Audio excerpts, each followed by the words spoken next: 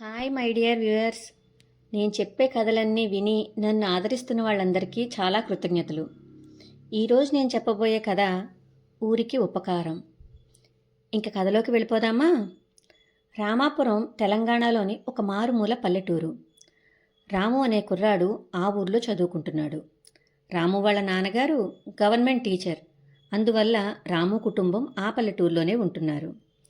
రామాపురంలో వారికి వాన నీరే ఆధారం. లేదంటే నీరు తెచ్చుకోవాలంటే 2 మైళ్ళు వెళ్ళాలి. అక్కడ ఒక చెరువు ఉంటుంది. ఆ నీరు తెచ్చుకుని వాడుకోవాలి. లేదంటే బిందె 5 రూపాయలకి నీరు కొనుక్కోవాలి.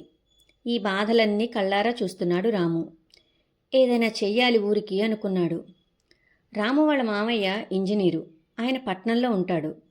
సెలవులకి రాము వాళ్ళ మామయ్య వాళ్ళ ఇంటికి వెళ్ళాడు. తమ ఊరి సమస్య గురించి చెప్పాడు. రాము వాళ్ళ మామయ్య కూడా చాలా ఆలోచించాడు. ఆయనకు ఒక ఐడియా వచ్చింది. ఆ ఐడియా రాముకు చెప్పాడు. రాము సంతోషంతో తిరిగి ఊరికొచ్చాడు. ఊరి వారందరికీ మంచినీళ్లు కావాలి. ఓపికన్న వాళ్ళు 2 మైళ్ళు వెళ్ళి తెచ్చుకుంటారు. డబ్బులున్న వాళ్ళు నీళ్లు కొనుక్కుంటారు. మరి ఓపిక డబ్బు లేని వాళ్ళు ఏం చెయ్యాలి? దాహంతో చావాల్సిందేనా అంటూ ఈ ప్రశ్నలన్నీ రాము తన స్నేహితుల్ని అడిగాడు. వాళ్ళు కూడా చాలా ఆలోచించారు. వాళ్ళు కూడా ఏదైనా చెయ్యాలి అనుకున్నారు. సంవత్సరాలుగా ఇబ్బంది పడుతున్నారు ఊరి వాళ్ళందరూనూ. మనమందరం ఒక్క వారం రోజులు శ్రమ పడితే ఊరికి ఇబ్బంది తీరుతుంది కదా అంటూ రాము తన మావయ్య చెప్పిన విషయాలన్నీ తన ఫ్రెండ్స్కి చెప్పాడు. ఊరికి మధ్యలో చింతలతోపు ఉంది. అక్కడ బావి తవ్వితే నీరు పడుతుంది. ఇది ఇంజనీర్ మావయ్య చెప్పిన సలహా. అయితే బావి ఎవరు తవ్వుతారు? అంత పెద్ద బావి తవ్వాలంటే బోలెడు డబ్బు కావాలి. అంత డబ్బు ఎవరిస్తారు? రాము స్నేహితులు ప్రతి ఇంటికి వెళ్ళారు. ఊరి సమస్య అందరికీ తెలిసిందే. అందుకే అందరినీ సహాయం అడిగారు వీళ్ళు.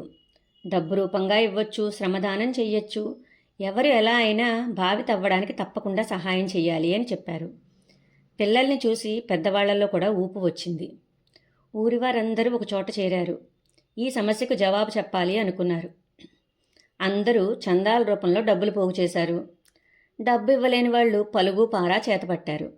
బావి తవ్వడానికి ముహూర్తం పెట్టారు. అందరూ ఎంతో సంతోషంగా ముందుకు వచ్చారు. పంతులు గారు వచ్చి కొబ్బరికాయ కొట్టారు. బావి తవ్వకం పనులు మొదలయ్యాయి.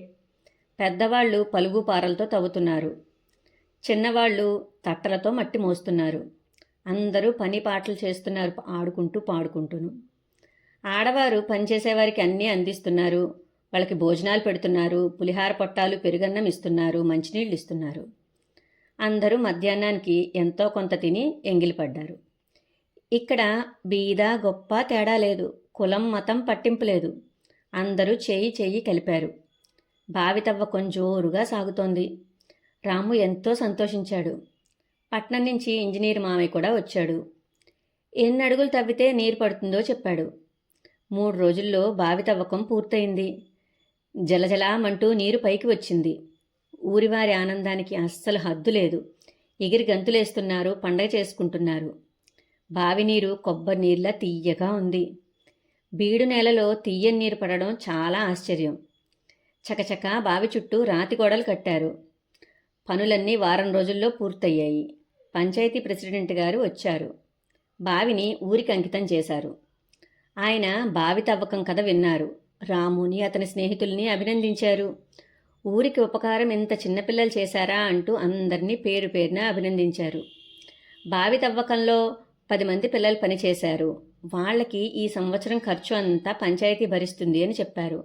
వాళ్ళ చదువు, బట్టలు అన్నీ పంచాయతీ చూస్తుంది అని కూడా చెప్పారు. ఈ విధంగా ప్రెసిడెంట్ గారు హామీ ఇచ్చారు. అందరూ ఆనందంగా చప్పట్లు కొట్టారు. ఇదండి అసలు కథ. మనం మన కోసం కాకుండా, మన స్వార్థం కోసం కాకుండా, పక్క వాళ్ళ కోసం కూడా ఏదైనా చేస్తే ఖచ్చితంగా మంచే జరుగుతుంది అని చెప్పే కథ ఇది. ఈ కథ విని నన్ను అభినందిస్తారు అని ఆశిస్తున్నాను.